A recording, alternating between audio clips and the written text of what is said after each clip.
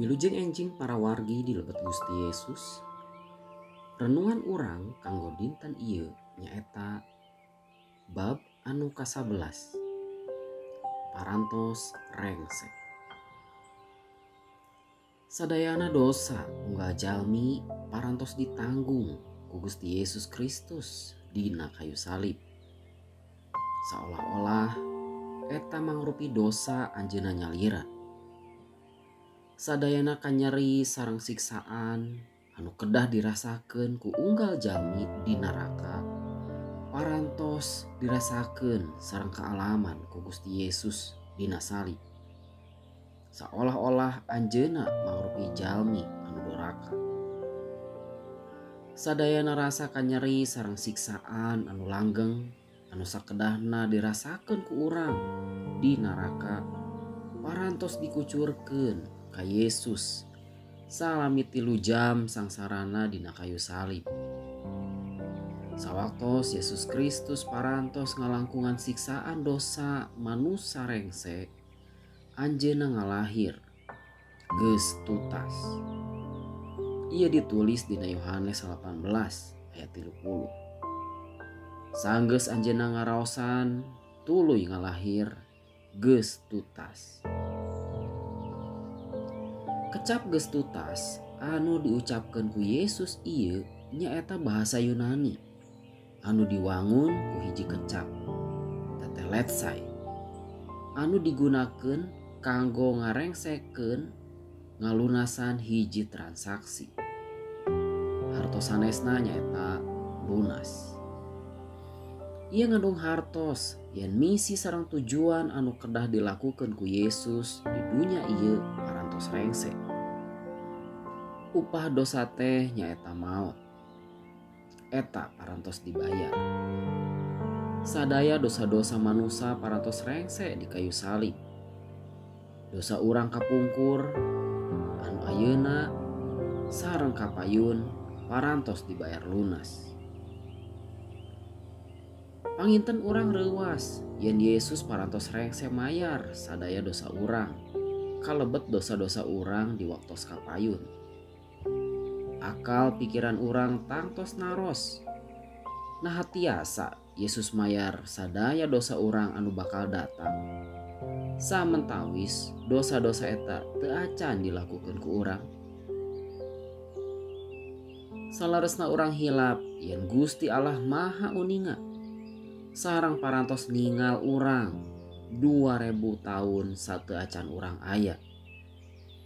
Salaku Allah Yesus parantos ningal kana unggal dosa anu dilakukeun ku urang sateu acan urang ngalakukeunana. Yesus parantos mayar sadayana dina kayu salib. 3 dinten salajengna Yesus ngabuktoskeun yen anjeunna parantos mayar lunas sadaya hutang dosa urang ngalangkungan gugahna anjeunna ti dunyana jalmi-jalmi anu marawat. Upama dosa urang masih teu acan lunas dibayar, sareng dugi ka ayeuna Yesus masih nanggung-nanggung dosa eta, anjeunna moal tiasa gugah ti dunya anu marawat, sareng moal tiasa lebet ka sawarga. Sabab di sawarga henteu aya dosa. Salaresna juru salamet urang anu sampurna parantos ngalakukeun padamelan anu sampurna dina kayu salib. Sabab kecap Yesus geus tutas. Kacida endahna kusabab kitu urang yakin kana kasiapan urang kanggo hirup langgeng di sawarga. Sabab sadayana dosa parantos dibayar lunas dina kayu salib. Agama-agama di dunia henteu ngajangjikeun hirup anu langgeng. Aranjeunna mung masihkeun aturan sareng ritual agama anu numutkeun agama tiasa ngabantos urang kanggo ngengingkeun hirup anu langgeng. Upami saderek naros ka pengikut-pengikut agama, kamana aranjeunna angkat sawaktos pupus? Aranjeunna mung tiasa ngawaler, abdi mah miharep mudah-mudahan lebet ka sawarga. atanapi mungkin aya anu oge anu ngawaler. Eta mah urusan Gusti, mung anjeunna anu terang. Tapi Allah henteu pernah masihan sajumlah aturan sareng ritual supaya digugu mangrupi usaha kanggo ngengingkeun hirup anu langgeng. Allah Rama masihkeun putrana anu nunggal Yesus Kristus. Allah Putra Yesus Kristus masrahkeun nyawana di kayu salib kanggo dosa-dosa urang. Allah Roh Suci masihan ilham ka penulis Alkitab kanggo nulis hiji Yohanes 5 ayat 13 anu unggalna. Dina ieu surat simkuring rek nerangkeun yen eta hirup anu langgeng teh ku dulur-dulur geus beunang lantaran dulur-dulur percaya ka Putra Allah. Kanggo sadayana saha wae anu percanten yen Yesus Kristus parantos pupus kanggo sadayana dosa-dosa urang di kayu salib sarta parantos gugah ti dunyana anu marawat.